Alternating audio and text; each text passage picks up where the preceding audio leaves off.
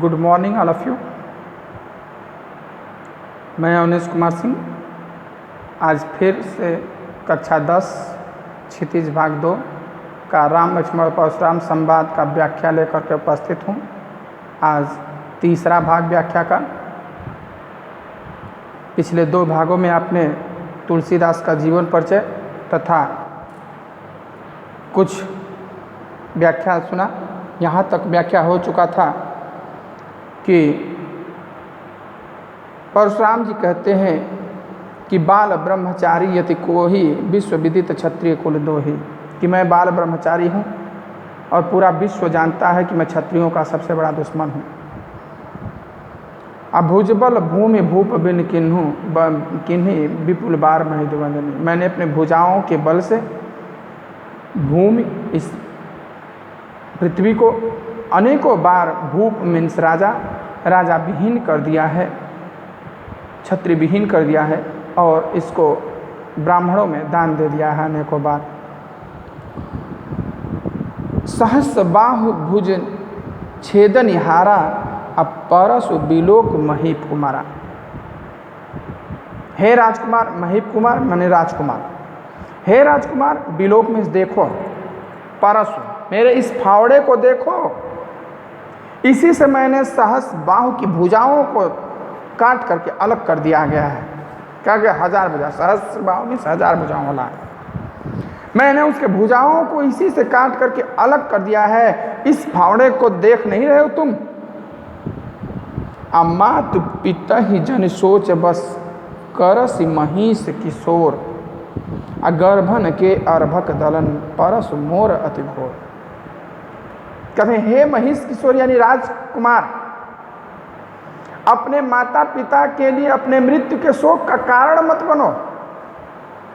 अपने माता पिता के लिए अपने मृत्यु के शोक का कारण मत बनो, नहीं तो तुम जानते नहीं मेरे इस फारसे के चमक से ही केवल माताओं के गर्भ में ही बच्चों का मृत्यु हो जाता है, गर्भपात हो जाता है।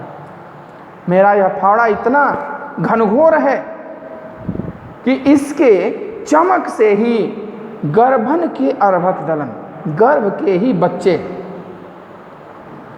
गर्भ के ही अर्भक मीन्स बच्चे, गर्भ के ही बच्चे मर जाते हैं। मेरे यह फावड़ा का इतना चमक है। देखिए आपको इसमें रौद्र रस तथा वीर रस दोनों के भाव आपको इस कविता में मिलेंगे। आप लोगों को रस पढ़ना है, रस के उदाहरण याद करना है, तो इस कविता को याद रखेंगे तो रौद्र रस और वीर रस के उदाहरण आपको याद हो जाएंगे।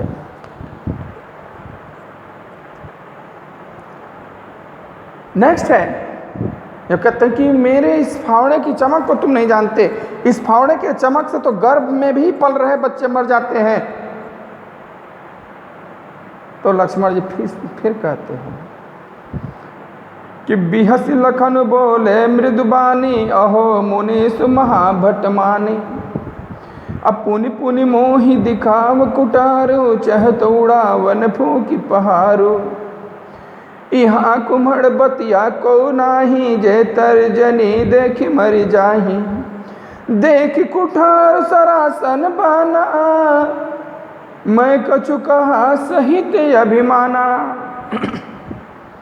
भृगुसुत समुझ जने बिलोक, जो कछु कहूँ सहरिस रोके, सुर महिसुर हरि जन अरु गाई, हमरे कुल इन पर न सहाई सुराई, बाधे पाप फकीर तिहारे, मरतहु पाप परिय तुम्हारे, कोटि कुलिस सम बचन तुम्हारा, व्यर्थ धरहु धनु बान कुठारा, जो बिलो के अनुचित कहूँ क्षमहु महामुनि धीर, सुनि सरोस भृगवंश मणि, बोले गिरा गंभीर।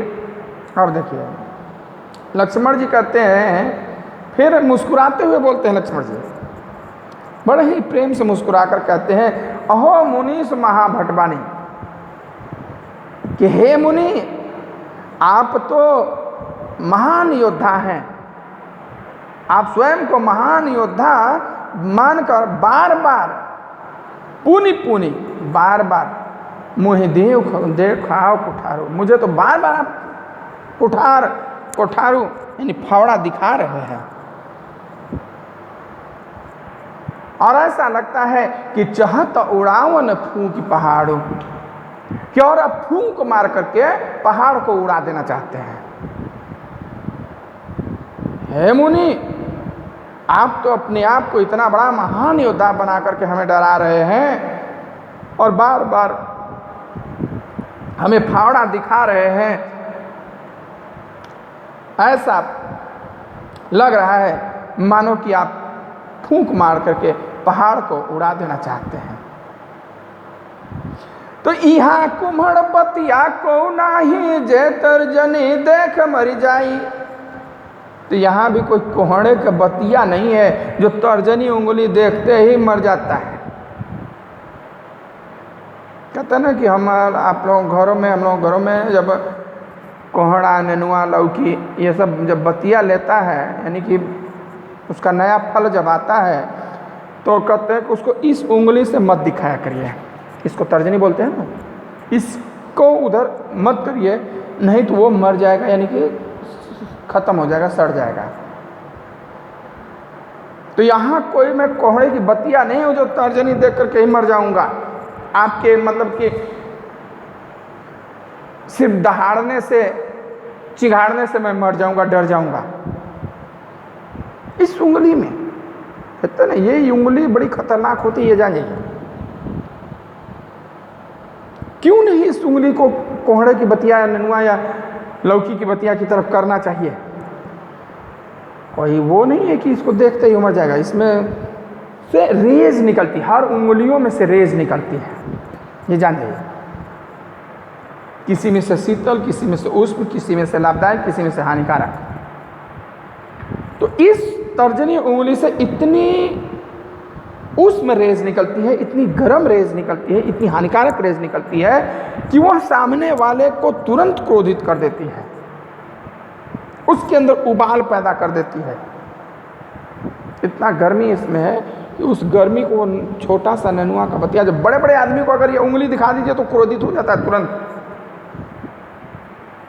बड़े बड़े लोगों को अगर ये उंगली आप दिखा दीजिए तो वो क्रोधित हो जाता है। किसी के सामने अगर ऐसे बात करके बात कर दीजिए तो वो क्रोधित हो जाता है। तो कोहड़ा लौकी नेनुआ का बतिया है, उसकी कितनी औकात।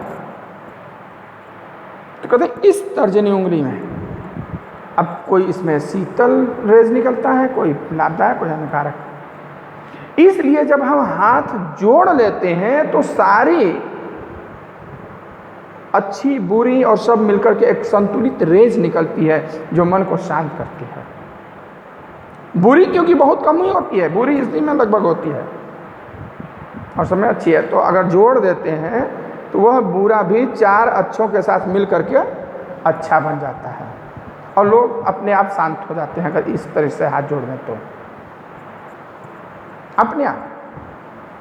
चाहे कोई कितना भी गुस्सा क्यों ना हो, अगर आप उसके सामने ऐसे हाथ जोड़कर बस खड़े हो जाइए, देखिए उसका गुस्सा कैसे शांत हो जाता है।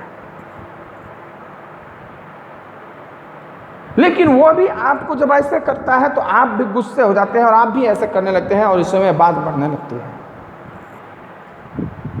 इस उंगली का ये प्रभाव है, ये साइंटिफिक रीजन है।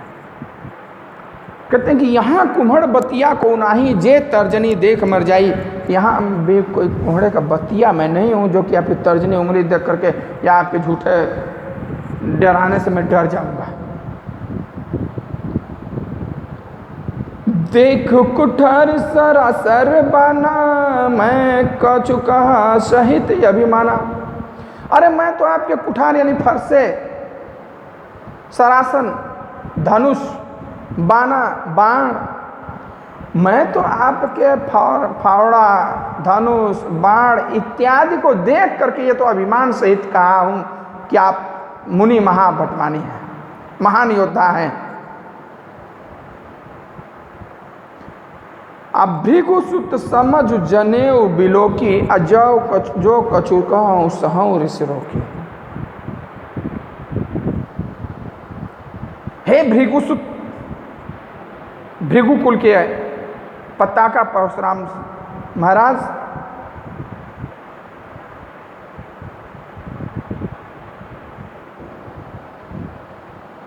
यह देखकर मैं आपके साथ फावड़ा, धनुष, बाण इत्यादि देख करके ही मैंने कुछ सोच समझ करके कहा है। अजौ कछु कहूँ सहौ ऋष रोके। इसलिए भृगु को समझ करके आप जो कुछ कह रहे हैं ना, तो मैं अपने गुस्सा को रोक करके रह रहा हूँ। मैं अपने गुस्सा को रोक रहा हूँ। जो कुछ भी मैं कह रहा हूँ अपने गुस्से को रोक करके कह रहा हूँ। क्यों? क्योंकि सुर महिसुर हरिजन अरु गाए, हमरे कुल इन पर न सुराए। कहते हैं सुर देवता, महिसुर ब्राह्मण, हरिजन हरि के भक्त, साधु सन्यासी जो हरि भक्त होते हैं, और गाय। हमारा कुल, हमारा जो खानदान है, जो रघुकुल है, हमारे खानदान के लोग, हमारे कुल के लोग, रघुकुल के ही पूरे लोग इन पर अपनी वीरता नहीं दिखाते हैं, इनसे युद्ध नहीं करते हैं। किनसे? सूर्य देवताओं से, महिषुर ब्राह्मणों से, हरि भक्तों से और गाय। इन पर हम अपनी वीरता नहीं दिखाते हैं। क्यों? क्योंकि बधे पाप अपकीरत हारे। अगर इनका हत्या कर दिए, वध कर दिए तो भी पाप, और हार गए इनसे तो अपयश, अपकीर्ति, अपमान। क्या क्षत्रिय होकर के एक ब्राह्मण से आ गया, क्षत्रिय होकर के एक मतलब कि हरिभक्त से हार गया, देवताओं से हार गया, कैसी क्षत्रिय था इसकी? और हत्या कर दिया, जीत लिया। अरे क्षत्रिय को बताओ, ब्राह्मण को मार दिया बेचारा, पाप लगेगा इसको, पाप। तब गाय को हत्या कर दिया क्षत्रिय होकर के, कैसा आदमी है? और हार गया। हाँ, क्षत्रिय होकर के ब्राह्मण से हार गया, मतलब बधे पाप अपकीर्ति हारे। वध करने पर पाप और हारने पर अपकीर्ति, अपमान। अमारता हूं पाप परिय तुम्हारे। और मैं आपके पांव पड़ता हूं।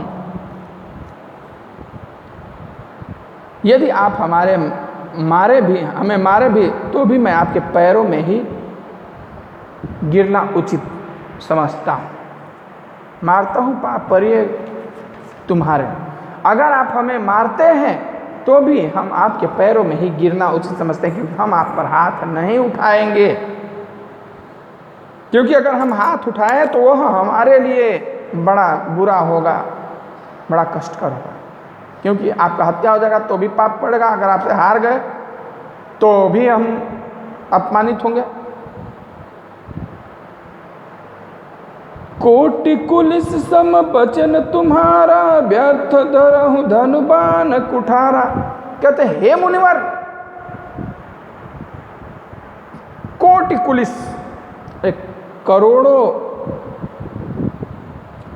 कठोर, कुलिस मीन्स कठोर, करोड़ों कठोर बाण के समान तो तुम्हारा वचन ही है। सम, सासी से सम, उपमालंकार। तो कोटि कुलिस सम वचन तुम्हारा, करोड़ों कठोर बाणों के समान तो तुम्हारे वचन ही हैं। व्यर्थ धरहु धनुबाण कुठार। और ये धनुष बाण तो आप व्यर्थ ही धरे हैं, आप तो बातों से ही मार देंगे सबको। ताकत की हाल खुदा जाने। तो धनुष बाण तो आप झूठे रखे हैं, बात में ही आपकी इतना दम है कि लोग सुनकर ही मर जाएंगे। अजो बिलो की अनुचित कहूँ क्षमहु महामुनिधि। मैंने जो कुछ भी कहा वो यह सब आपकी भौतिक बनावट को देख करके ही कहा कि धनुष रखे हैं, बाण रखे हैं, इतना बड़ा बड़ा करके बात कर रहे हैं। तो अगर मैंने कुछ अनुचित कहा है तो क्षमा करिए।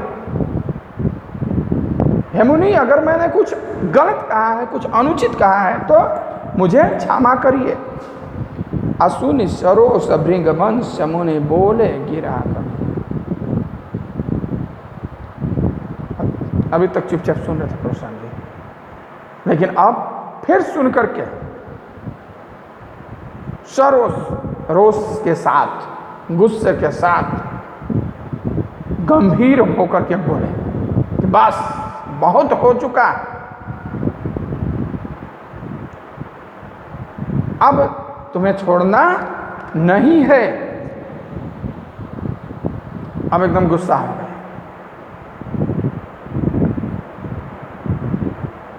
कि कौशिक सुनहु मंद यहु बालक कुटिल काल बस निज कुल भालक। कौशिक विश्वामित्र जो उनके गुरु वहाँ उनके साथ आए थे, अब उनसे कह रहे हैं कि हे विश्वामित्र सुनो, ये सब बालक मंद बुद्धि हैं और कुटिल काल बस निज कुल भालक। अब ये काल के बस में होकर के, ये टेढ़ा कठोर बालक काल के बस में होकर के अपने कुल के नाश का कारण बनेगा। चलिए ठीक, अब अगला व्याख्या अगले वीडियो में आगे का। यह वीडियो अगर अच्छा लगता हो तो आप इसको लाइक शेयर कमेंट जरूर करें। अगर कोई भी समस्या आपको होता है, इससे व्याख्या समझ में नहीं आ रहा हो या कोई भी और पूछना हो, तो आप हमें कमेंट के माध्यम से या फ़ोन करके डायरेक्ट पूछ सकते हैं। 9450460943 पे आप हमें कॉल करके पूछ सकते हैं। तथा आप सभी लोग इसमें से 10-10 शब्द अर्थ लिख करके ले आएंगे और इस दोहा को याद करके आएंगे। धन्यवाद।